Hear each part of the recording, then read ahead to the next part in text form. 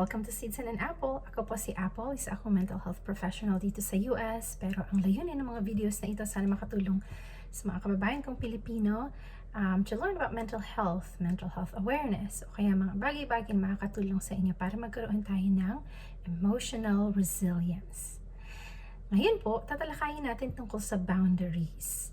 Ito ay medyo bagong concept din sa karamihan. Ano ba yung boundaries? Okay, mga kabataan ko, mahilig kami maglaro noon ng patintero. Ito yung, kapag may mga lines, di ba? Tapos, hindi ka pwedeng mag-cross, otherwise tatagain ka. Or kung gusto mo na mag-cross, make sure na walang tataga sa'yo. I think other names for this game, harang taga or harangang taga. Anyway, so that's a good parang visual ng boundaries. So, ano ba yung mga boundaries sa relationship? Bakit ito mahalaga? Actually, ang boundaries, ito yung nagpapahiwatig sa atin where something begins and where something ends. So, ang boundaries, mahalaga ito para malaman ng mga tao around us kung paano sila mag-behave. Basically, ano yung mga behaviors nila na acceptable sa atin at ano yung mga hindi acceptable para sa atin. So, tayo ang nagsiset ng boundaries. Hindi yung ibang tao. Tayo ang nagsiset ng boundaries for ourselves. Just as other people set their boundaries, ganun din tayo. So, when we establish our boundaries, we are establishing our limits. Gaya ng sinabi ko kanina, malalaman natin or maipapahiwatig natin sa ibang tao, sa mga tao around us, kung ano ang mga okay na behavior, ano yung mga hindi okay na behavior, what is acceptable, what is not acceptable. So, very beneficial ito sa mga relationships para magkaroon ng respectful and mutual give and take. Hindi lang take, o kaya give. Kapag walang boundaries, dyan na yung nagkakaroon ng mga tinatawag natin, lalo sa mga families, yung mga enmeshment, sa mga relationships, yung mga sticky situations, kung saan nagkakaroon ng mga entanglement sa trabaho, sa pamilya, sa kahit na anong relationships. Importante na magkaroon tayo ng boundaries. When we set our boundaries, people around us may react differently. Maaring hindi sila masaya o kaya hindi nila gusto yung mga boundaries na sineset mo. And you know what? That's okay. These are your boundaries, so you own them. One thing to remember, hindi tayo responsable sa happiness ng ibang tao. Okay, so you are not responsible for other people's emotions. Kung hindi sila masaya or nagagalit sila, that is their beef, not yours. So, you set your boundaries. Ipakita mo sa mga tao kung ano yung limit, ano yung okay sa'yo at ano yung hindi okay sa'yo. I remember nung nandyan pa ako sa Manila, I used to work in this company na mababait naman at mabubuti yung mga coworkers ko. Kaya lang marami yung mga medyo nagsuswear. So maraming, and personally sa akin, that's not my value. Ayoko ng swearing or mga cursing words. So ang ginawa ko, naglagay ako ng post-it note sa aking cubicle na no swearing zone. So that was me setting my boundaries. Na kapag nandun sila sa cubicle ko, that is a no swearing zone.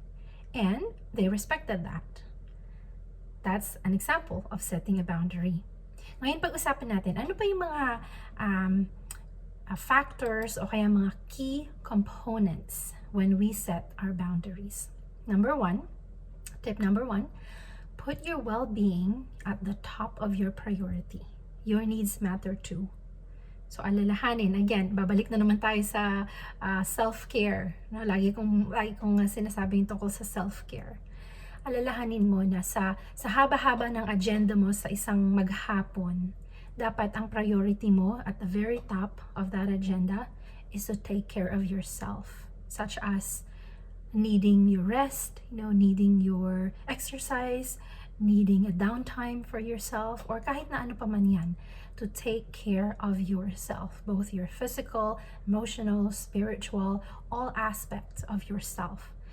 Number one yan na priority mo. Okay? Self-care, self-compassion, remember. Pangalawa, you can say no. Napakarami sa atin mahirap mag-say ng, ay, hindi pwede, or naku, hindi ko kayang gawin yan. Oo lang tayo ng oo kasi ayaw nating makasakit ng damdamin, ayaw nating maka-offend, ayaw nating sabihin ng ibang tao na, ay, ano ka, weak, because you're not saying no. O kaya naman, gusto natin na mabuti lang yung image natin sa ibang tao. That's where people pleasing comes in. Okay, we don't want to say no because we don't want to be labeled as, ay, tamad kasi yan, or ay, ano ka, walang kwenta, or kung ano-ano pa na mga label na ibibigay sa atin. So we don't like that discomfort. But you know what? You can say no. When you say no, that's actually a very powerful word, and you have the power to say no. Okay, you're establishing your limits. Nirerespeto mo ang sarili mo sa kung ano lang yung kaya mong gawin at kung ano yung pwede mong ibigay. Nagtitira ka para sa sarili mo when you say no. Remember, no is a complete sentence. You don't owe anyone an explanation. Pagka sinabi sa'yo, oy, sama ka naman sa amin sa gimmick, ganito, and you said, no, I can't go, hindi mo na kailangan ng i-explain, or rather, don't feel like you owe them an explanation. Or, pag sinabi sa'yo na, hoy, pautang naman, sasabihin mo, wala akong pera ngayon, or hindi kita kayang pautangin ngayon. You say no. At wala ka ng, you don't have that obligation, or you don't owe them an explanation on why hindi mo sila pwedeng pautangin. That is within your right. Okay? Say no. Don't be afraid to say no. Whenever you say no to other people, you are saying yes to yourself. Kaya nga, when you say yes and yes and yes to other people, you're actually limiting your ability to say yes to yourself. So every yes to other people is a no to yourself. Okay? Every no to other people is a yes to yourself. Pangatlong tip, know and assert your rights. Ano ba yung rights natin? Usually tatlo lang naman yan ang pinaka-importante. We have the right to live, we have the right to be free, and we have the right to be happy, to pursue happiness. Know those rights and assert them. Paano yan mangyayari? Halimbawa sa trabaho, ako, doble-doble, deadline dito, deadline doon, parang slave na ang trato sa'yo ng boss mo. Remember, you have the right to be happy too. You have the right to pursue happiness. Halimbawa, sa relationship ng partners, ganyan, inaabuso ka na. Okay, inaabuso ka either physically, mentally, emotionally, sexually, sa kahit na ano pa mang mga pang-aabuso sa'yo.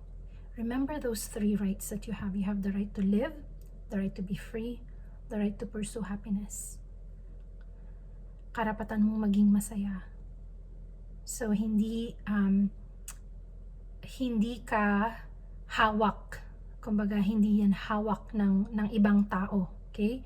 Yung happiness mo. Ikaw ang gagawa nun by setting your boundaries. You can say no, right? And hindi mo kailangang tanggapin lang lahat ng mga pang-aabuso na ginagawa sa'yo. Okay? Know and assert your rights.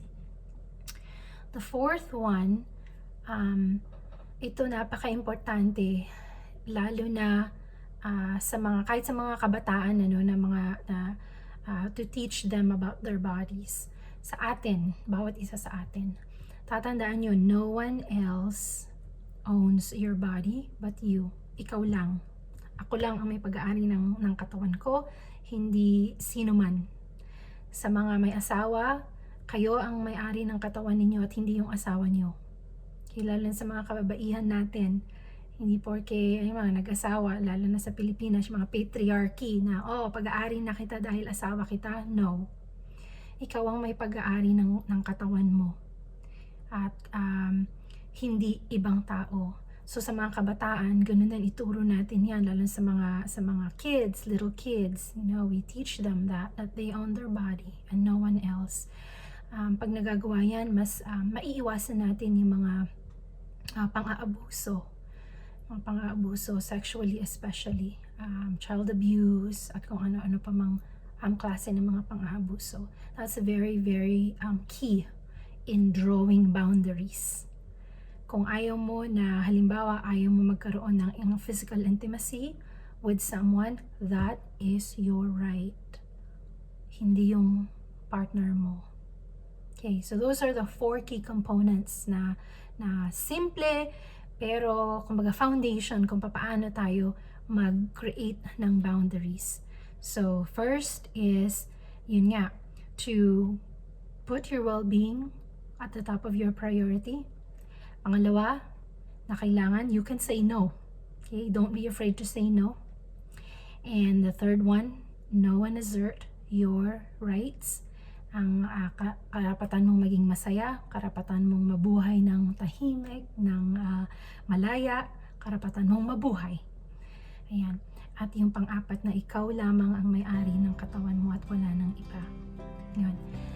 Hopefully, this has been helpful. And kung hindi pa po kayo nakapag-subscribe, please do so. And click on the bell button para kapag may mga bagong videos, you can be updated. And I want to thank you so much for your support and for being here. Take care. Bye-bye.